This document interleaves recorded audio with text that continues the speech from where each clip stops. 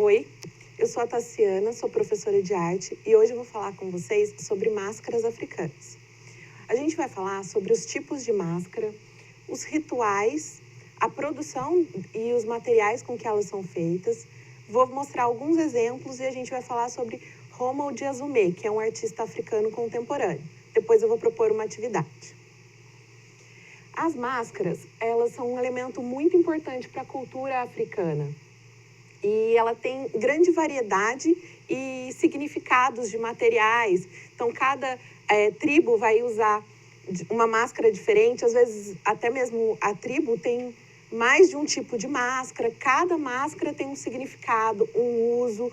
Então, às vezes a gente vê alguma coisa de máscara e acha que ela é presente na África inteira. Mas não, cada povo tem a sua máscara e principalmente a cultura africana dos países da parte de baixo do deserto do Saara, que tem mais essa tradição de máscaras. Elas chegaram na Europa a partir do século XVII, mas elas eram vistas só como algo exótico. E foi a partir das experiências das vanguardas europeias do início do século XX que elas ficaram mais famosas e, por exemplo, com o trabalho de Picasso, que começou a utilizar essas máscaras como referência. Elas são muito usadas nos rituais, elas têm um símbolo ritualístico super importante, que ela tem a função de ligar a pessoa que está usando essa máscara com a espiritualidade, a divindade. Ela transforma aquela pessoa na representação dos antepassados, dos espíritos das florestas, dos animais ou dos deuses que elas estão representando. São usadas em rituais de iniciação, de casamentos, de funerais e curas. Eles contam também com música, dança. Um ritual, ele não é só a máscara, né? A pessoa que utiliza essa máscara, geralmente ela é uma pessoa iniciada na tribo para isso, está ligada à religiosidade daquela tribo, e eles usam, junto com todos esses aparatos, né, de vestimenta, de dança, e toda a população juntas, fazendo essas danças, fazem parte do ritual e elevam essa condição de espiritualidade que tem presente na cultura. Elas são feitas de materiais diversos. O mais comum é a madeira, mas também pode ser feito de couro, de tecido, de marfim, cerâmica e metais como o bronze e o cobre. Alguns elementos também podem ser acrescentados nessas máscaras, como os cabelos, chifres, ossos e dentes. Nessa aqui que a gente tem na imagem, aparecem pinturas, miçangas. Mas é interessante que o artesão, ele precisa ser iniciado na tribo para isso. Não é qualquer pessoa que pode produzir a máscara. Geralmente ele faz um ritual específico, ele sai para a floresta, para onde ele vai procurar o material e vai pedir, né, às entidades para fazer essa produção da máscara, vai entalhar e depois volta para a comunidade. Existem máscaras também que são representações de animais. E ela traz o símbolo desse animal para dentro da tribo. Geralmente, ou ela personifica um determinado animal e é um sentido de pedir para ele, fazer um determinado pedido de proteção para a aldeia. Esse exemplo aqui, que é uma máscara de um antílope da região de Mali, ele é uma proteção da colheita e a plantação de milho. Mas também uma máscara de animal pode significar apenas a virtude daquele animal. Por exemplo, o búfalo pode significar força. Então, tem esses dois sentidos, as máscaras de animais. Aí eu vou dar alguns exemplos de algumas culturas. Não são todas as máscaras, mas a gente vai falar de algumas. Essa é a chamada máscara Biwa, que é da região de Burkina Faso. Segundo as lendas daquela tribo, elas chegaram na região vindas do céu. E elas são símbolos de forças sobrenaturais. Elas interagem o espírito da floresta com a pessoa que as utiliza. Ela é utilizada com bastante formas geométricas, né? Então ela não é tão figurativa, ela vai para abstração. E geralmente elas são usadas com outros elementos porque elas não cobrem todo o rosto. Então, para sumir a pessoa que está usando essa máscara, vem palha, algumas características junto. Essas são as máscaras dos cenúfos, que vivem na região da Costa do Marfim. Elas são máscaras interessantes, elas são máscaras que só cobrem o rosto. Geralmente elas têm esses olhos semicerrados, então ele é só um risquinho assim na região do olho. Um queixo bem pontudo e também a boca bem retinha, significa paciência e autocontrole. E elas são interessantes porque geralmente tem nessa parte de baixo uma protuberância que pode ser confundida com os chifres, mas elas representam as pernas.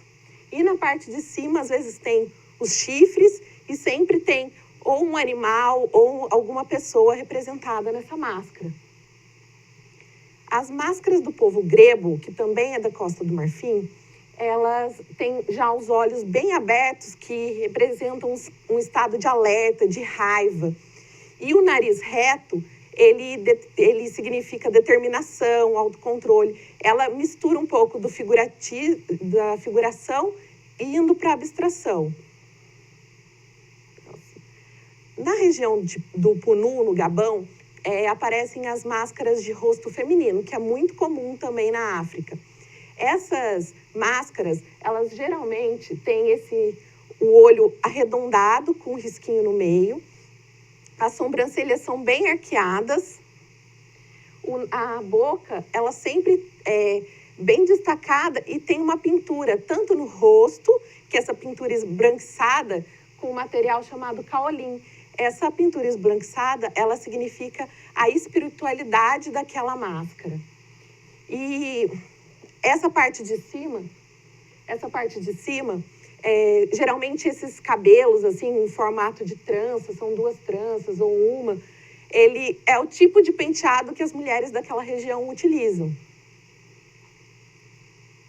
E eu vou falar agora das máscaras do povo Iorubá, que fica no oeste da África, na região de Benin. Elas representam também tem bastante máscaras com rosto feminino, porque para essa cultura, o rosto feminino, ela representa a grande mãe, representa a natureza. Então, ela tem um poder, ela é muito significativa, porque além de ter o poder da criação, ele tem o poder da destruição. Então, ela que cria tudo, mas também é ela que pode destruir tudo. Então, tem muitos rituais que são chamados Geledê, e esses rituais, eles sempre temem e respeitam essa divindade feminina. Essa primeira máscara, que é a Idiá, foi encomendada por um determinado rei daquela região, né? E ele pediu para que fizesse a estátua da mãe, que tinha sido uma grande rainha e militar. E ele andava com essa máscara na cintura, em determinadas celebrações e rituais. Essas máscaras, elas têm um formato do nariz bem triangular, o olho mais redondo, mais em formato losangular, o queixo é bem proeminente e com a maçã do rosto bem arredondada. É uma característica dela. E elas aparecem nesses rituais, geralmente durante a noite, na escuridão. Hoje em dia, elas já não aparecem como forma de comunicação com os ancestrais, mas em festividades, nesse tipo de celebração. E agora, eu vou falar de uma produção africana mais contemporânea, que é esse artista Romuald Dias-Umé. Ele é proveniente da cultura Iorubá, que eu acabei de mostrar para vocês, onde as máscaras são bem significativas. E ele tem essa conexão forte com as suas raízes. Mas ele vive numa região, lá em Benin, que tem uma estrada que vai até a Nigéria. A Nigéria, ela é muito famosa pela produção do petróleo. E nessa estrada, perto de onde ele mora, existem muitas motos e bicicletas que andam por ali com galões indo até a fronteira com a Nigéria para pegar essa produção do petróleo não refinado. E é um comércio ilegal, é um tráfico. Então, é uma situação que ele vê na comunidade dele. E aqueles galões, além de fazerem sujeira, né, depois são descartados, depois de usados por muito tempo são descartados, também tem o perigo, né, desse transporte ilegal de um produto altamente inflamável.